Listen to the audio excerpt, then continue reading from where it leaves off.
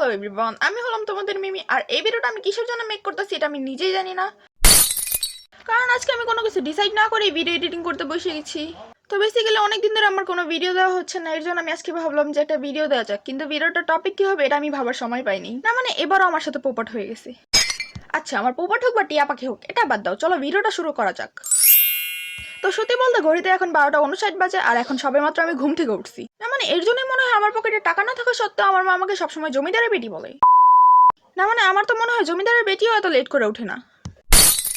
তবে যাই হোক, আমি আমার ব্যাপারে নিন্দা কেন করতেছি? উঠেছি তো বেশ করেছি, আরো দেরি করে উঠবো। তবে যাই হোক, আমার ঘুম থেকে ওঠার কথা বাদ দে ভাই। না মানে বাইরের দিকে তাকালে মনেই হইতেছে না যে এখন 1টা বাজে, মনে হইতেছে কি এখন 7টা বাজে, আর আমি 7টা বাজে ঘুম থেকে উঠে গেছি। না মানে ভাই বাইরের অবস্থা দেখে মনে হইতেছে না যে শীত আসছে, মনে হইতেছে শীতের 14 গোষ্ঠী এসে পড়ছে। ভাই এখনকার অবস্থাটা হয়ে গেছে কেমন, না পড়তেছে বৃষ্টি না হইতেছে স্নোফল, শুধুমাত্র কুয়াশা আর কুয়াশা, কুয়াশাতে সারাদিন ঢাইকে রয়েছে। আর সূর্যের তো কোনো নাম গন্ধ হয় নাই। না মানে লাস্ট কবে সূর্য উঠছিল এটা আমি নিজেই ভুলে গেছি। না মানে ভাই আমার তো মনে হচ্ছে সূর্য শরম পাইছে, এর জন্য সূর্যের কোনো নামগন্ধ নাই এখন।